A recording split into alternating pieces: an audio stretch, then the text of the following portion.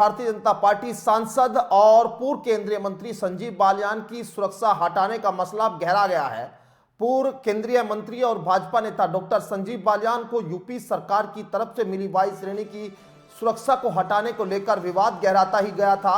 इस बीच संजीव बालियान की सुरक्षा बहाली का आदेश भी यहां सरकार की ओर से आ गया है। दरअसल पिछले दिनों मुजफ्फरनगर में विवादित मंदिर को लेकर थाना मंसूरपुर के इंस्पेक्टर से डॉक्टर संजीव बालियान की बहस हो गई थी, जिसके बाद उनकी सुरक्षा को हटा लिया गया था।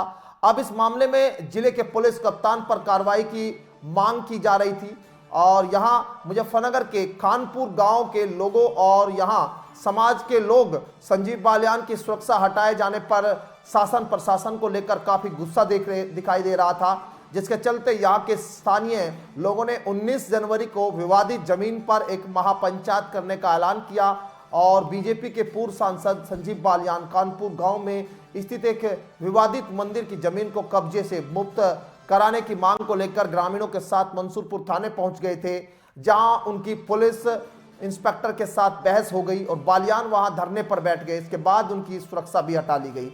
इसके बाद अब बालियान के समर्थन में ग्रामीण और तमाम समाज के लोग जब आए तो 19 जनवरी को महापंचायत का ऐलान हो गया और विवादित जमीन को मुक्त कराने और पुलिस की ओर से स्थानीय लोगों पर दर्ज कराए गए मुकदमे वापस किए जाने की मांग की।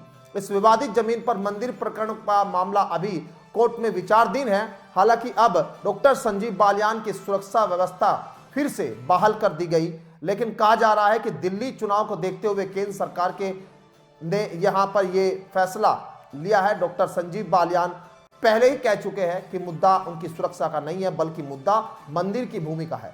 बालियान कहते हैं कि शराब फैक्ट्री के मालिकों के साथ मिलकर पुलिस की ओर से जमीन कब्जा की गई है। ऐसे में संजीव बालियान समर्थक साफ कह रहे हैं कि मंदिर विरोधी पुलिस कप्तान उन्हें नहीं चाहिए।